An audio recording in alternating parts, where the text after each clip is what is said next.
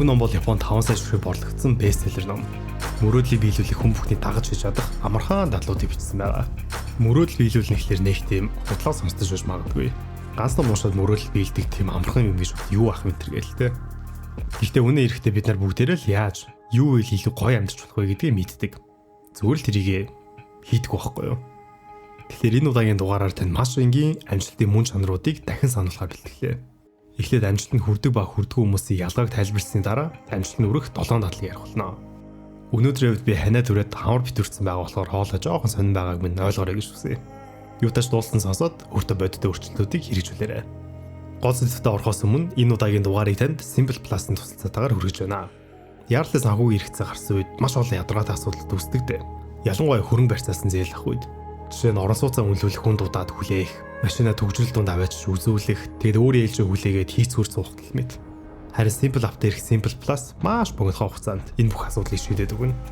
Та ердөө гэртээ сунгаа, утсан дээрээс орон сууц автомашиныхаа үнэлгээг хийлгэж, тус үнэлгээнд тохирсон зээлийн эрхээ шалгаад хүсэлтээ илгээхэд л болно. Ингээд харилцагчаас нэг ч төгрөг шаардахгүй. Өөрийн алтан цагаа ухаалгаар хэмцгээе. Simple Plus. Ингээд гол сэдвтэ орцгоё. Кея Мизно мөрөөдөл хөтлөх зам.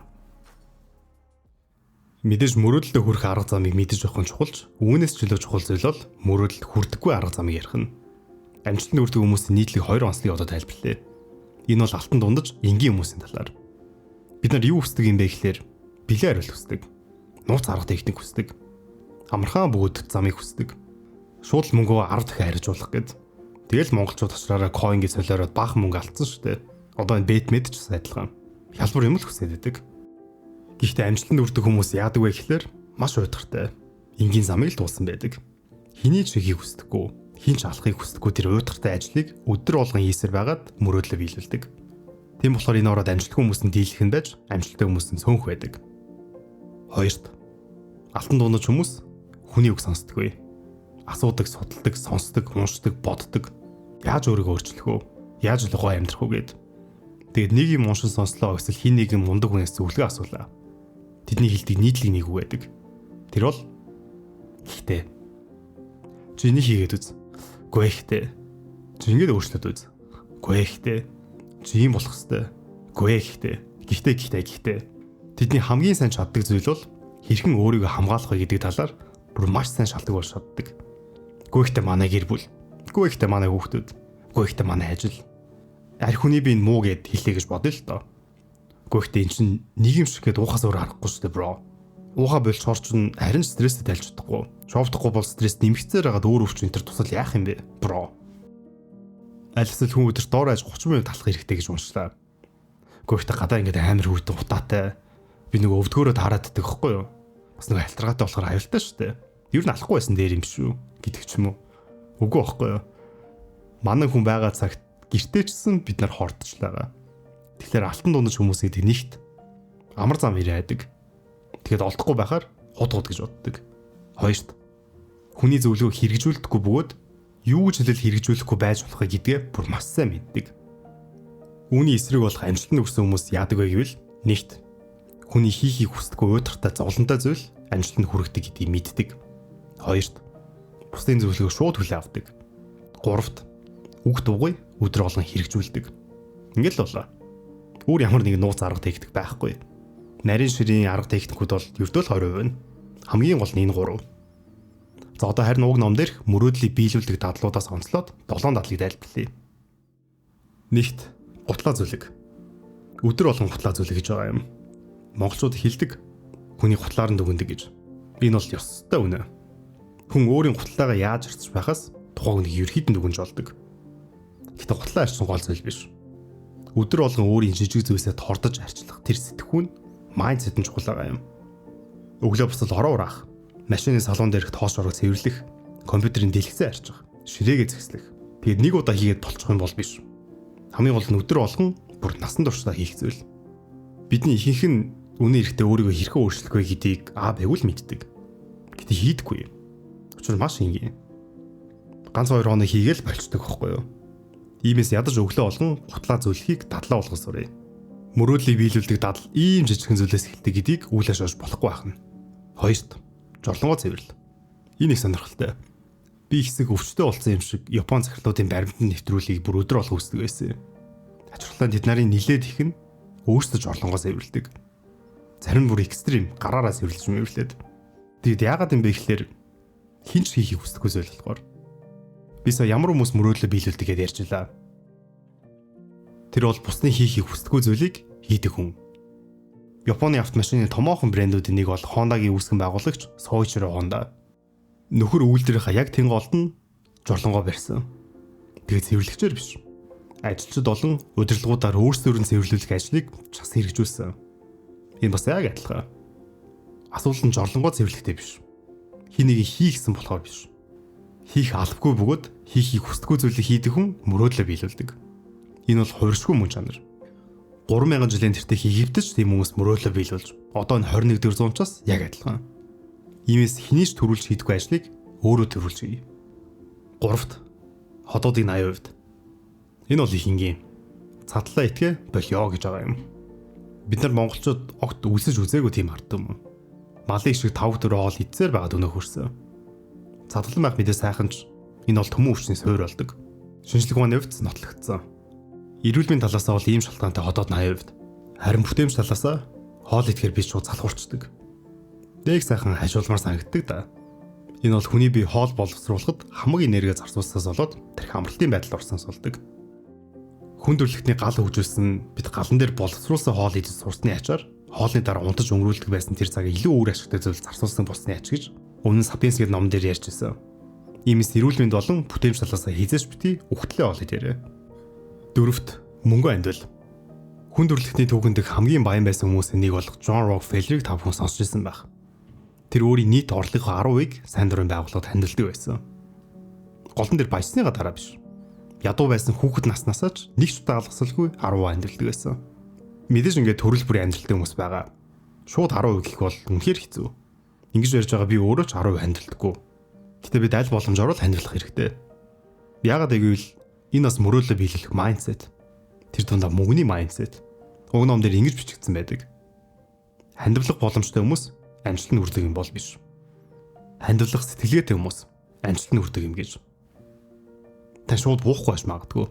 Гэтэ сайн бодоод үзээрэй. Мөнгө гэдэг зүйл хизээ үнцэнэ өгдөг вэ? Хадгаламжинд байгаа тэр мөнгө бол зөвхөн л тоо шүү дээ. Харин хин нэгэнд ямар нэгэн ажил өгч, ямар нэгэн үйлчлэгээ авч, ямар нэгэн бүтээгдэхүүн авч анхны удаа тэр мөнгө үнцэнэ үүсгдэг. Мөнгө бол эргэлдэг, мөнгө бол хувирдаг. Өөрөөр хэлбэл мөнгийг үрд эзэмших боломжгүй. Мөнгө бол нэгнээс нэгний гарт очиж үнцэнэ өгдөг тийм зүйл. Иймээс би бусдад үнцэнэ өгөхийн төлөө мөнгө олж байгаа юм гэж бодож сурах хэрэгтэй.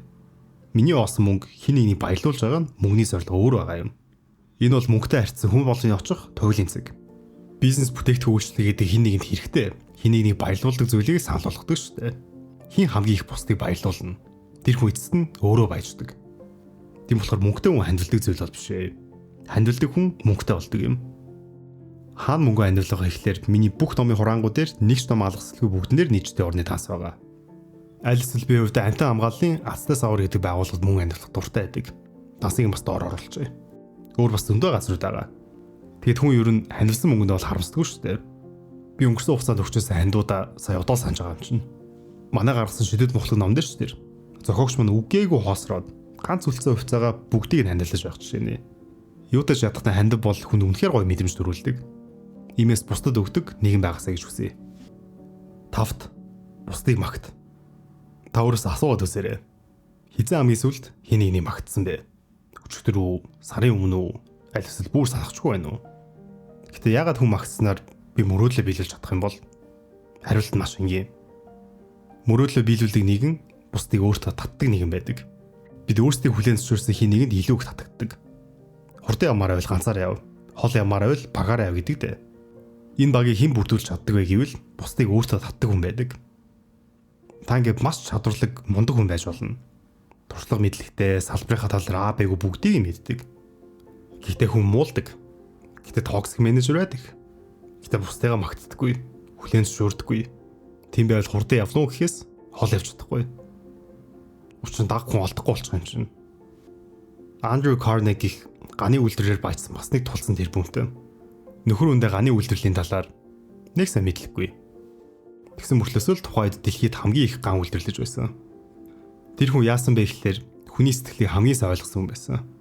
Хамгийн чадвартай хүмүүсийг өөртөө татах харизмтай, хүний сайн талыг олж харж үүнийг зөв илтгэх чадвартай байсан.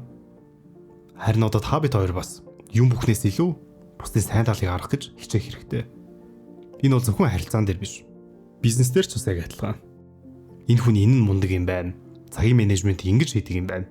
Бүтээмж ингэж өсгдөг юм байна. Цаглуудаа ингэж лоббиддаг юм байна. Хүнээс ингэж өнгөөдөг юм байна. Лаг юм байна. Тэгвэл дуурай. Дуурай те. Өөртөө хэрэгжүүлээ. Хулгайлаа. Бүгдийг нь хулгайлах хэрэгтэй. Walmart-ыг та бүхэн мэдэх байх. Америкийн хамгийн том сүлжээ дэлгүүр. Монголын жилийн төсөөс хэд дахин том хөрөнгөтэй бөгөөд том компани. Үүсгэн байгуулагч Sam Walton зөвхөн өөрийн дэлгүүрээс юм авдаггүй байсан. Тэр талд нь айлын дэлгүүрүүд дээр очиж юм авч сайн санааг нь хулгайлдаг байсан.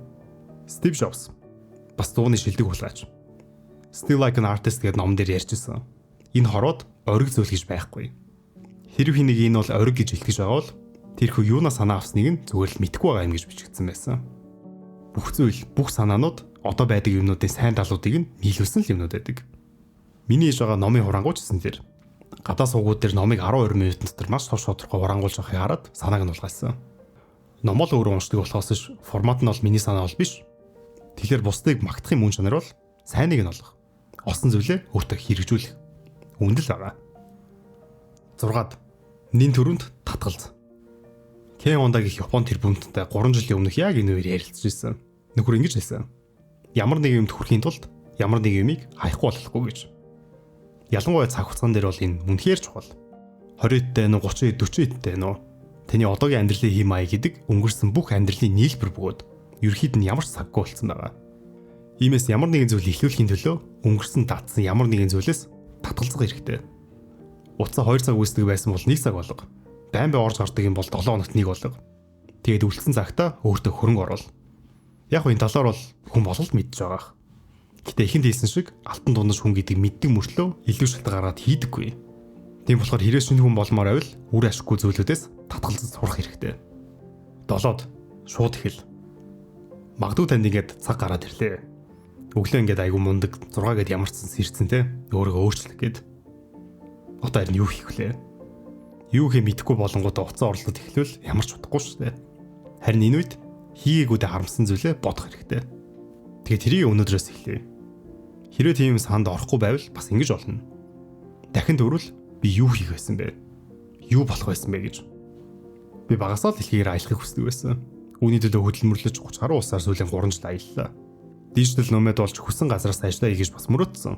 Одоо он гаргаад сарын сүүлээр тэгж авах болоод тикет авсан хүлээгээ сууж байна. Гадны контент бүтээгчнэр шиг өөрийн гэсэн супер кул ажлын студиуд болох юмсан гэж бас мөрөөддөг. Үүндээ хүрэх гэж ирэх жил илүү их ажиллах байх. Мөрөөдөл яг үндэ жижиг том юу ч хийж болно. Хамгийн гол нь мөрөөдөлтэй байх. Үүнийгөө зорддог байх. Энэ л өөр хамгийн чухал. Юу ч хамаагүй хий л дээ. Ирээдүрөө зориг байл л да. Зоригтой, хүсэл мөрөөдөлтэй амьдрал та тийм байна. Ингээд дараагийн дугаараар уулзъя. Баярлалаа.